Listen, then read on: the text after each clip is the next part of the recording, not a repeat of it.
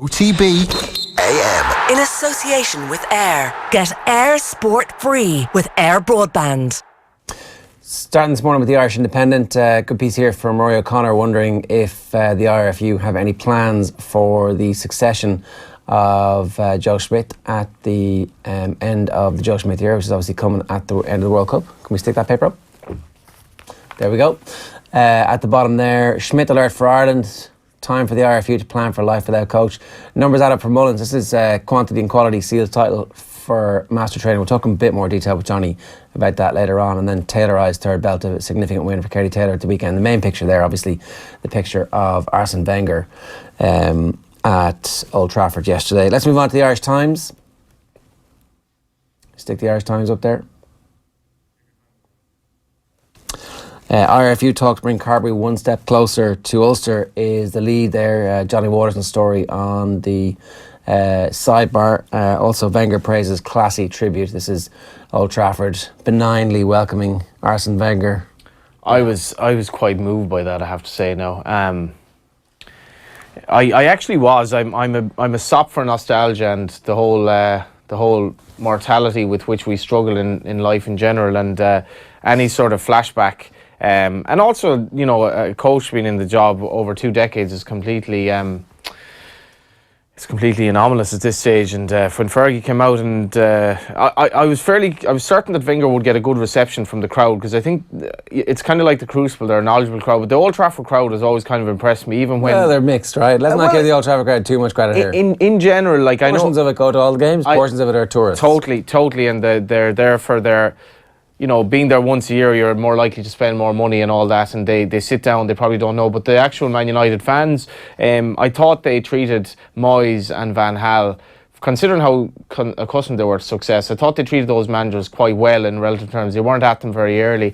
And, you know, Wenger is such a part of that narrative of the last 20 years, that great rivalry. And he's a guy who's always carried himself with a lot of class. And obviously we remember that incident where he kicked the bottle and the fans were getting after him. But, you know, they will respect him. They know that he's been a big part of their life as well. And Fergie coming out, I mean, they say the same old story for Wenger. There was an element of that. It was like, it's kind of appropriate that they blow a goal from him. Perfect. It really was. It was like... If you were to write a script about Wenger's relationship with Old Trafford, it's Marwan Fellaini. Well, he brought on Fellaini. In fairness to Mourinho, he brought on Fellaini. He hit the woodwork, basically, and his aerial prowess was problematic for Arsenal and ended up being the difference. Because Arsenal played well, actually. They looked comfortable for much of the game, and you were kind of looking at them and you're saying, this is interesting now, considering the new coach coming in. The players obviously rested, and they're actually good here, but it was appropriate that was the way it ended. Wenger, we'll talk about him as well, but he's actually half alluding to taking a break now, which is, I think, is very wise. Like, it's like if you're like in his job, do you see anything other than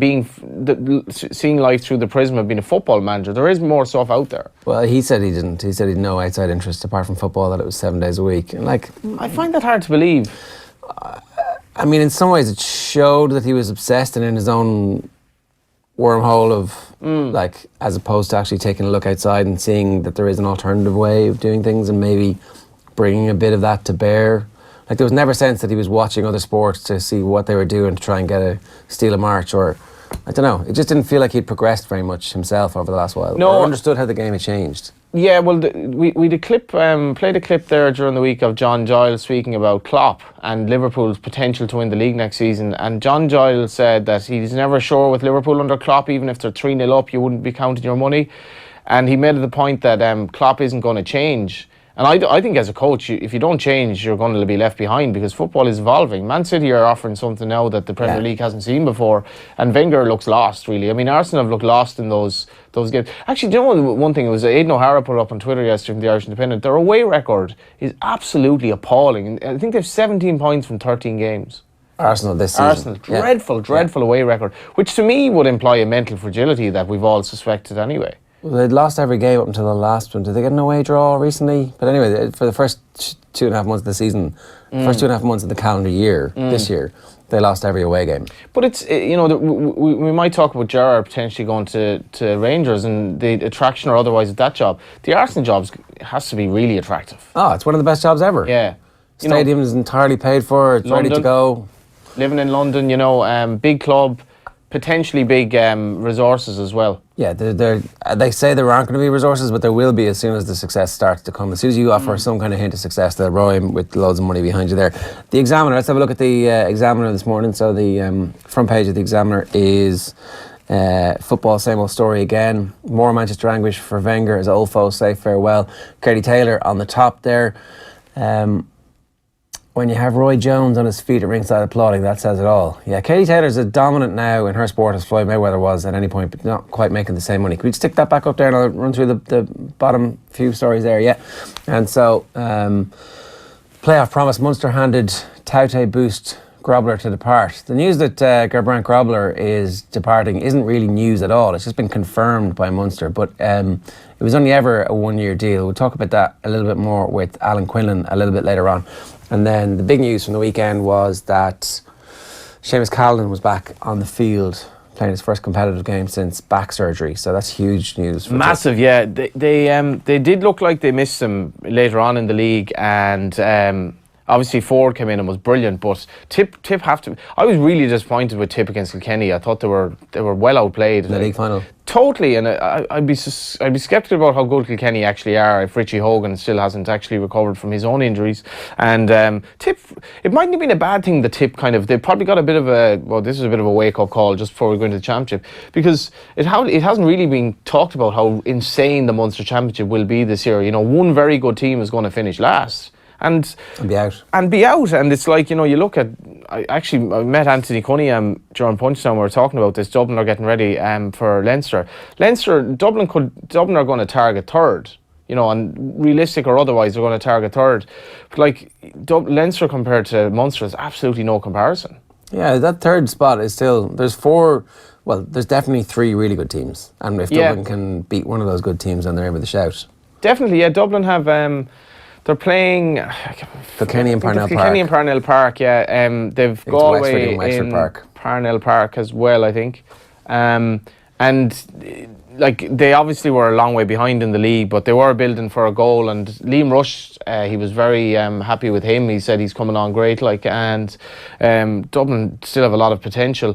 There's maybe a slight worry that Wexford have put an awful lot of effort into being fit for the league as well. You know, that's something I would worry about. Galway, it's very hard to know. They're kind of just limping along with the view to getting there for the championship, but it's going to be fascinating. Galway have a free pass this year. As reigning All-Ireland champions, it's like, yeah, look, you know what, we get to manage our resources in a way that's...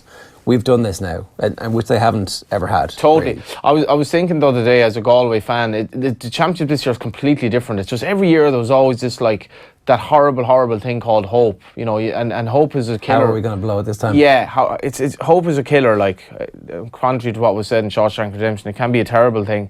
But now that they've won it, it's like, okay, well, if we win it again, that's great, but at least we're not, like, 3 decades without an All-Ireland. But hopefully the squad don't look at it that way, because we're in big... Like, the hurling championship is going to be so good this year, like. Now, I'm not sure how the Super 8's going to work. In football? Sorry, not Super 8s, but how the new round-robin system, but... How, like, there are so many teams who could conceivably win the All-Ireland. Yeah. They really are. Yeah, it's a real pity that we're not seeing Kilkenny and Tip in Nolan Park in a championship match in the round robin. I would have said that would have been slightly better, but... Galway are playing Kilkenny at home, and it's the first time... Had a game in Salt Hill. Yeah, first game. They played Clare in a qualifier. They've never obviously played Leinster, but it'll be sold out, I'd say, which has never happened before for Galway hurling game, I would have thought. Yeah, finally Leinster waking up to the fact that crazy stuff. We've got this massive resource which we could tap into and make money out of and help to grow the game. That whole stuff about hurling people all being in it together was all complete bollocks when it came to like and not letting Galway into the underage competitions in Leinster as well. Absolutely. Like, Galway should have just said, okay, Grant, we'll join Munster then. Yeah, you can absolutely. have your crappy championship to yourselves. Because Galway saved the Leinster Championship for the last decade. Yeah, Leinster's become a pretty good place now at the moment. Once Dublin rises, we'll have a proper 4 teams in it. But it'll be nice to see that, because Galway, Pearse Stadium, the money that was put into it. I always think they should have developed Tuam. I think it was a disgrace what they did. Tuam needed help as a town, and Galway didn't. They put all their eggs in the Pearse Stadium basket. But there are very few games played there actually of any consequence. So to the Irish news next. The Irish news, yeah. Seventh Heaven, they're leading with the Celtic story. Brendan Rodgers has completely restored his reputation. I mean, he was on a hiding to nothing pretty much. And then I presume that's a Johnny McGurk story, is it? McGurk furious over demands on his players. We'll get a bit more detail on that and I'll tell you a bit more about it. But if you were Steven Gerrard, what the hell are you thinking? Unless you're going in as player manager at Rangers. You said that. Is that... No, it's not even a possibility. It's a joke. I'm completely taking the piss. Yeah, like what age is he? 37? Like he'd be more than competent at that level were he to go back. He would. Like he wouldn't be out of place. I don't... Eamon Dunphy has a piece in this in the Star today. No, I haven't read it fully yet. 38 in May. 38 in May. Pirlo played till he was 40 odd. I'm sure Gerrard has looked after himself. Is the MLS a higher level than the SPL? I don't know. That's actually that's a fair point. The SPL is pretty weak. Like for at least 2/3 of it is pretty weak. But I don't see the negative of Gerrard taking this job because I don't think there's a lot of pressure on him. If you contrast that to say Moyes taking the Man United job, a bit of a lose-lose situation there. Gerrard has gone into a club that they're not going to be expected to challenge Celtic straight away. They don't have the resources. They could go bankrupt at any point. It feels that way, you know. But if they do, just say that, right? So Gerrard's not going to be blamed for this, and he can learn in a tough environment because there are a lot of challenges there. It's not like going in and he's going to learn quickly in that job. I don't think it's a bad start. A lot of revisionism about Stephen Bradley taking the Shamrock Rovers job, that you shouldn't take the biggest job like kind of in football as your first one, and a lot of coaches have said that about Bradley himself. The Gerrard one, he will learn an awful lot about the day-to-day running of a football club because it's probably a bit of a basket case. Yeah, well, it is a complete basket case. But when you say there's nothing to lose, like, there might be nothing to win. You could have a really good season and finish 20 points behind Celtic, as Celtic break the record for number of titles won in a row, which stands at 9. They're on 7. They only need 3 more. You're there for the entire duration. You actually end up going down as the person in charge, who made the team competent. Won't be blamed though. Would your stock have fallen? At the moment, Gerrard is 0 stock as a football manager. He has a very good reputation from his playing career. So if he does a decent job at Rangers, it won't do him any harm. Better going somewhere like Sunderland, say. The Sunderland story from one basket case to another, like. Well, they've literally just sold. So Ellis Short is out, and his parting gift to the club was to pay off the debts of 110 or 180 million, depending on what you're reading, which is pretty phenomenal. Like, I don't know why he did it. I mean, and I'd like to know a little bit more about the debt. Was it just to his own company? Was he basically writing it off to himself? And is there a tax break somewhere along the way for him? I'm not sure. But anyway, so Sunderland are debt-free, have an amazing stadium, huge support, and are going to be playing in League One. Is it League One? Yeah. Yeah, that's the one underneath the Championship. And actually, something like that would be the type of situation where you can improve the situation. You can be somebody who gets the same pressure, and at the end of it, you might get a team who you get to the Premier League. But what's the best you can do at Rangers? Improve them to the extent that they, half challenge Celtic, or at least finish a definite second in the table. You play a Europa League game here and there. Yeah, like Europe will again be an education for him. He's going to educate himself. It's a means to an end. He's not going to be Rangers manager forever. But the Sunderland job, again, would be challenging. Although there'll be a lot more expectation there. They'd be expected to go straight back up. Rangers, I don't see where the big expectation is there. And he'd be given time. He would be given time. I would suspect. You also have to live in the goldfish bowl of one of the most hate-filled relationships with your cross-city rivals. It's not like Liverpool and Everton. It really isn't. Oh well, it's disgusting. Absolutely. That's true. Whether living in Glasgow would appeal to him in many respects, I don't know. But living in Sunderland wouldn't be that much crack either. But most certainly not. That's why the Arsenal job is attractive. I think people downplay that as well. It's huge. Location in terms of attracting families and wives and girlfriends and so on. All right. So after the Irish news, the Racing Post, the headline here is "Le Crack is back." We don't have the Racing Post. Apologies for that. Do you have Racing Post? I have. Yeah. The Crack is back. So this is Cracksman. Now, Cracksman is a son of Frankel. He's the best son of Frankel we've seen so far, and he was brilliant on his return at the new Longchamp yesterday, where I was reliably informed you could get 6 oysters for €17. How does that sound? And a dozen for 30, I think. At Longchamp. At Longchamp, yeah. My Racing UK colleague Jeffrey Riddle was eating them all. He was. He didn't actually tell Twitter whether he went for the dozen or the half dozen, but Longchamp, they've done the whole racetrack up now, and obviously the Arc is held there every year, and it's a beautiful racetrack. And Cracksman returned yesterday with a great victory. He's going to take on his stablemate Enable in the Arc there later in the season, which will really be a race of the ages, because they're from the same yard. They're both kept in training at an older age, and they'll be favourite and second favourite by the looks of it now. But he was very impressive yesterday. And Frankel obviously was...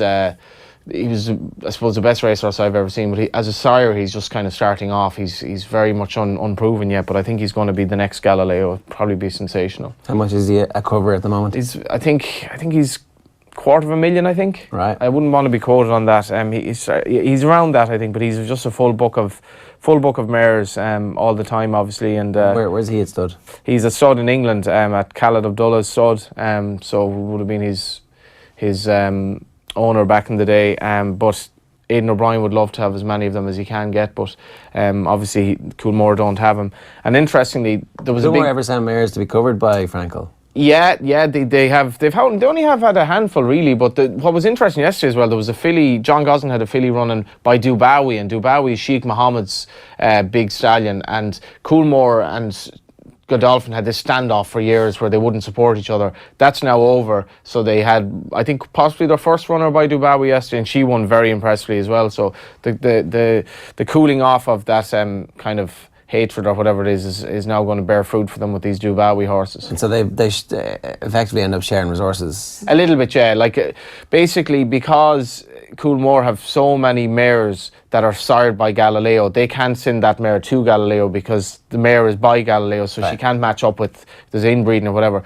So Dubawi would be a perfect fit for them as a stallion, because they want to go to Deep Impact, but he's in Japan and he's a brilliant sire, but basically they can only get him very little. Dubawi would be perfect. He would be the top class stallion who's not bred by Galileo to match the top class Galileo mares. There's no IVF for this stuff, is there? No.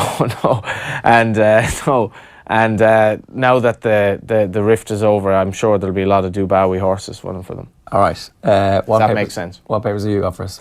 I have a load of papers here, some of which we've already gone through.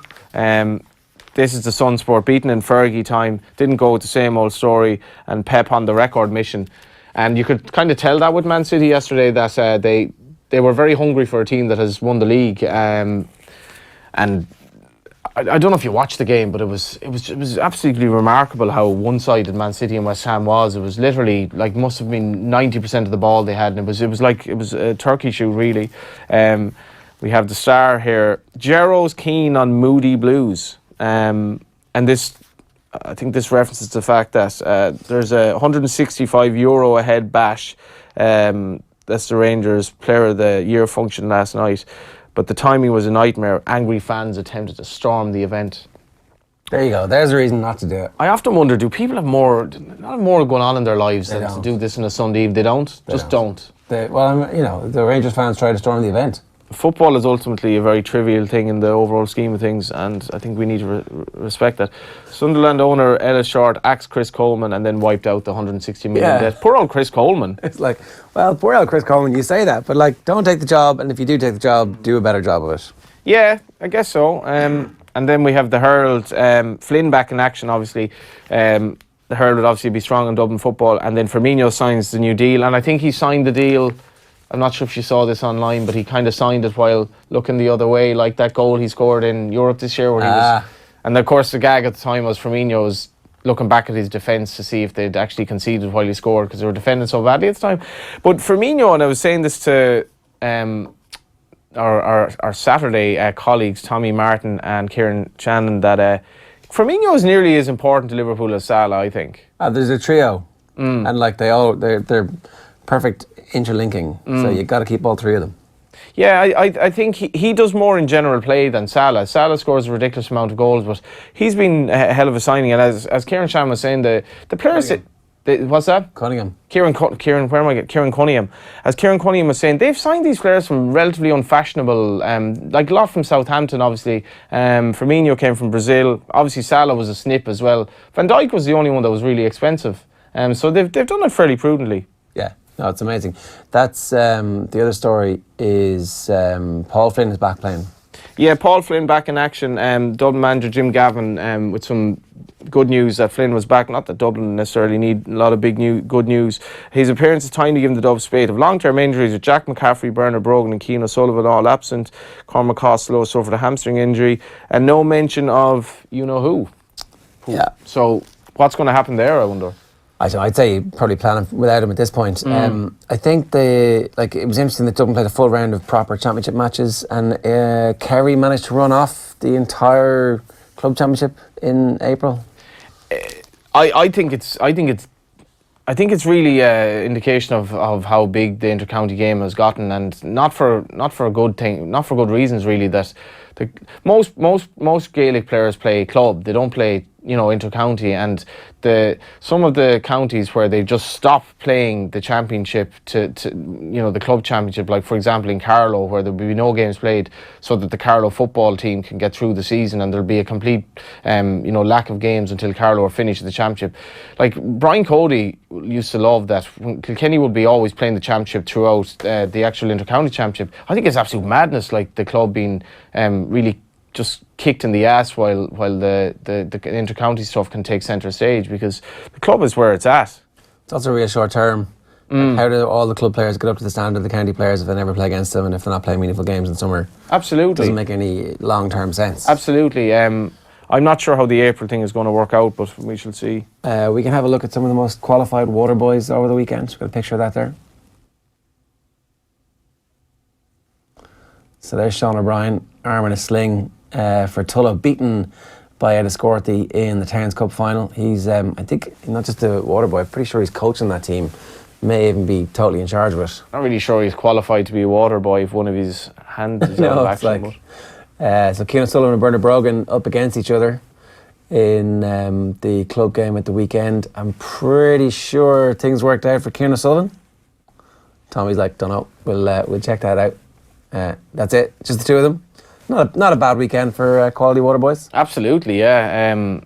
The Dublin Championship, it was a good call, I think, by Ayr to start showing a good bit of it's really, really good quality club football at the moment.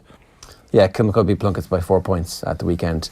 Kilmacud going very well, and also going well Castleknock, who beat Bridges out the gate. I think it's the first time they played in senior championship neighbouring clubs, and then Vincent's beating Nafina by just 2 points. That's the closest Nafina got to them over the last couple of years as well. So there are a lot of great games in it, and so that's what's going to happen in April. We're going to end up watching the Dublin Club Football Championship, and everybody's going, oh, this is really good, and Dublin will get better, and everybody starts going to those matches. And I'd say it's very frustrating for the club players though. Like it really, like just and then they build up for April.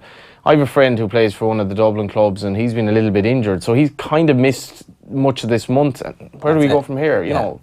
You're done until October, really. Yeah, it's and the championship is getting very close. I'm actually going to a championship game next Sunday. Would you know what that game is? You're going to London? Are you going to New York? Going to New York. Ah, nice. New York and Leitrim. Nice. I'm gonna. New York are odds on. New York, they're not odds on, but Jamie Clark played against Currafin the other night. Now I'm not sure. Challenge. Yeah, I'm not sure. God, they'd be turning in their graves if they heard friendly. It's a friendly. But it's a friendly. But anyway, Jamie Clark apparently had a great game. But I've had a bet on New York, and I just want to go over. So if you're at the customs desk, you're like, "What's the purpose of your visit, sir?" And I'm like, "Yeah, I'm back in New York to beat Leitrim, to be honest." That's it. So I'm looking forward to that. A trip to, I think it's Yonkers. Is that where? Yeah, Gaelic Park. Yeah, never been there before. And it's not as big as you. So. It's very small. I think it's a typical American day out where there are a lot of people drinking Coors Light or whatever. But the Kentucky Derby's on the day before as well in Louisville, which is 11 hours drive away. It might be a bit impractical. Day before? Yeah, so it's on the Saturday. Yeah, flights are insane actually. I did think about doing it, but Aidan O'Brien has Mendelssohn running, so like obviously a non-US. Expensive for work. Who's going to, I don't have anyone actually paying me anymore on a regular basis, but in any event, Mendelssohn's going to go over there, and he's a big chance. US horses have always won the Kentucky Derby, and Aidan goes over there with a big chance, so that would be a lot of fun. That's because the US horses are all on, it's legal to take drugs there, isn't it? Lasix, yeah, which is it stops you bleeding, but that's also that it's run on dirt, which is alien to a lot of European horses, but this horse is American bred, so... And you say it's alien to them, right? But don't they all practice at home on dirt? Not on dirt, it's more on... sand. Yeah, it's a mixture of kind of wood chip and sand, and that, like, it's... The dirt is a different surface. It's not even altogether like an all-weather surface, but as a general rule, if you're American bred, you have a good chance of handing it. And Mendelssohn is American bred. He's by Scat Daddy. So that'll be quite a party. I wonder what Aidan will make of the Kentucky Derby, because Aidan is obviously notoriously healthy and teetotaling. The Kentucky Derby, if you ever read the Kentucky Derby's Decadent and Depraved, it pretty much is. And I have to tick that off the list at some stage as well. Yeah, so this might be your chance. So if Newstalk wants to pay for me to go over, or off the ball, whatever you want to call it, I'm happy to arrange some sort of a, you know. I like the way the branding has permeated your brain eventually. It has, yeah, subconscious and all that.